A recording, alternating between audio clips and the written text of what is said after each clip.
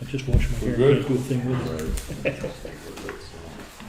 Good evening and welcome to the February 21st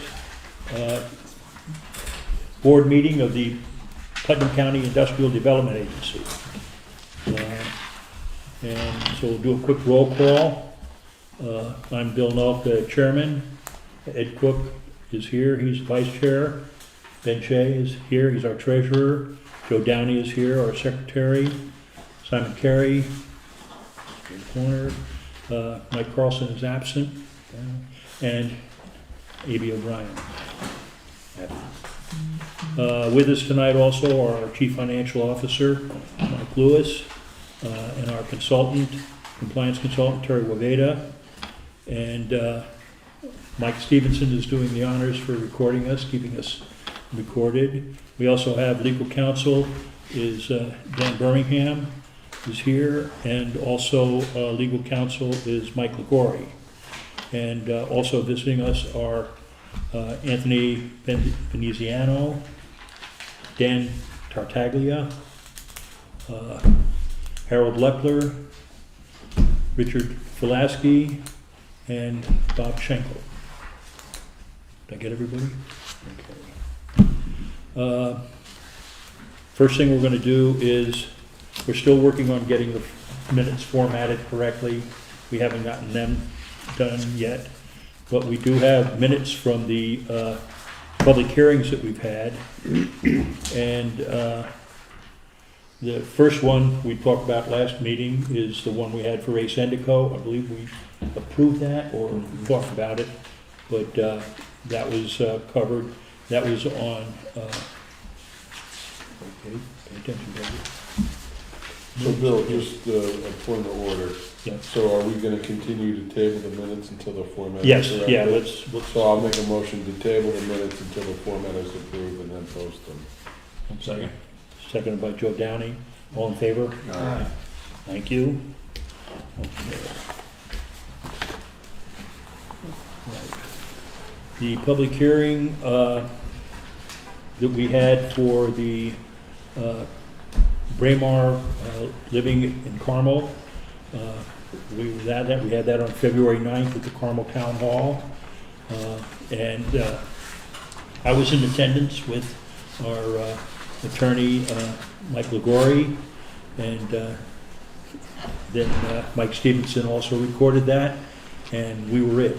There was no one else there. So we opened the meeting at, oh, and Mike Carlson is here. Okay. So now we have a full board. Extra quorum. Okay. So we were there, we opened the meeting at 11 o'clock and waited the appropriate amount of time. And after, it was probably 11:20, that no one was there, we didn't see anybody. So we said thank you and closed the meeting. There was no comments, and there have been no comments or anybody's brought any comments. So the public hearing is closed. We had a public hearing for the Brewster Industrial, and that was held on Friday, February 17th at the Carmel, or the Brewster Town, the Town of Southeast Town Hall. And again, we set that up. We were there. I was with myself, and also Mike Stevenson was there. We also had Dan Birmingham was there, representing the agency, and also the attorneys for the applicant, Dan Tartaglia, Tony Veneziano, and Bob Schenkel. And we sat there. We waived the minutes, reading of the minutes, or reading of the notice, because we were the only ones there and everybody was familiar with it, and waited an appropriate amount of time. And at about 10:20, we called it a meeting and closed it.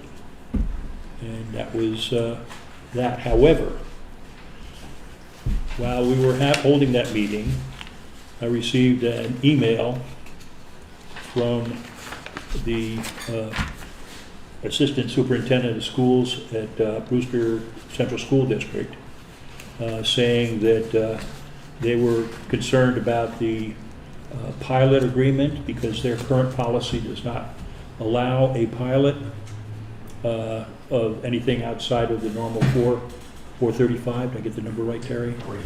485. And so they were questioning that, and they weren't ready to approve it at this point, but they asked us if we could discuss it with them, and that's what we've decided to do at this point. So at this point, the hearing was closed, but we're pending the resolution of the issues that the Brewster School Board has at this stage. And so at this point, I would ask Mike LaGroy to come forward and tell us what we need to do to take a look at Resolution 23-22-21-1, which is, this is it. Okay.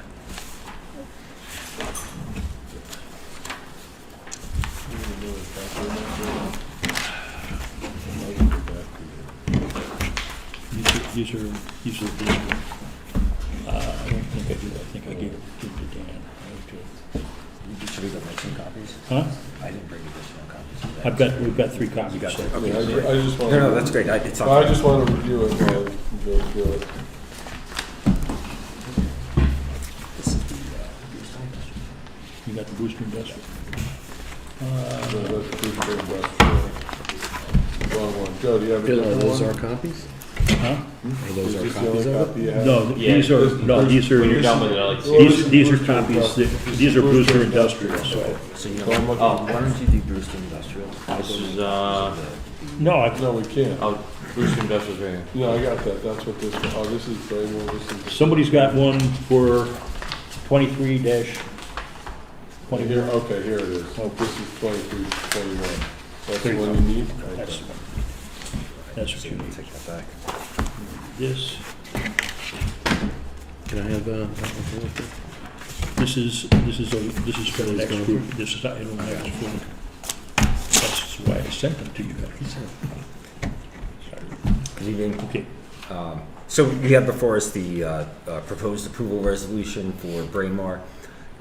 We prepared the resolution based on the application presented by the applicant after review by Terry as far as the cost-benefit analysis goes.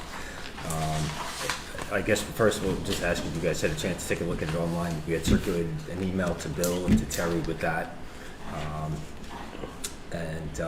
This is actually my first time appearing as the attorney for the agency, so I'm not sure exactly what your process is. If you want to read the whole resolution, or we could acknowledge it as being asked our secretary to have it read into the record,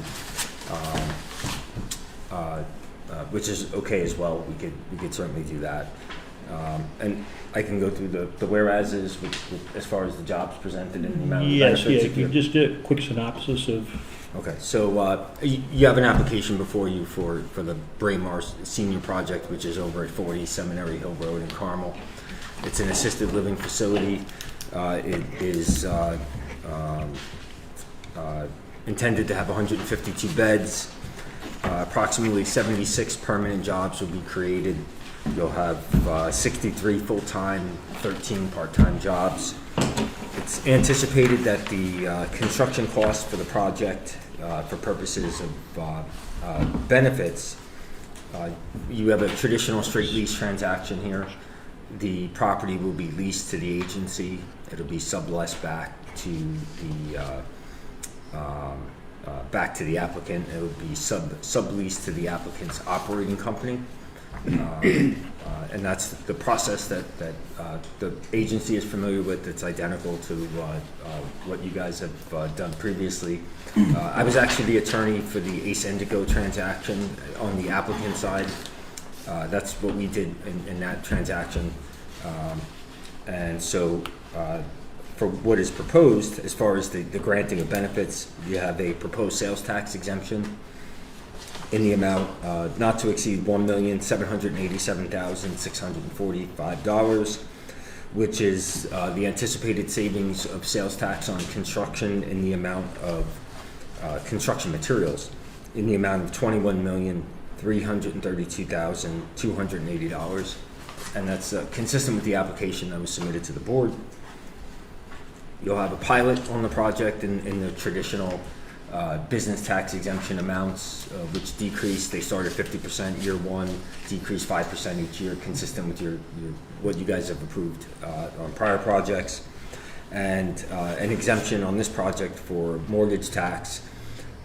The proposed mortgage here is, I'll say approximately $37 million, and that tax is on two portions, but not on the metropolitan commuter transportation portion of the tax, which is 3/8 of the 1.05%.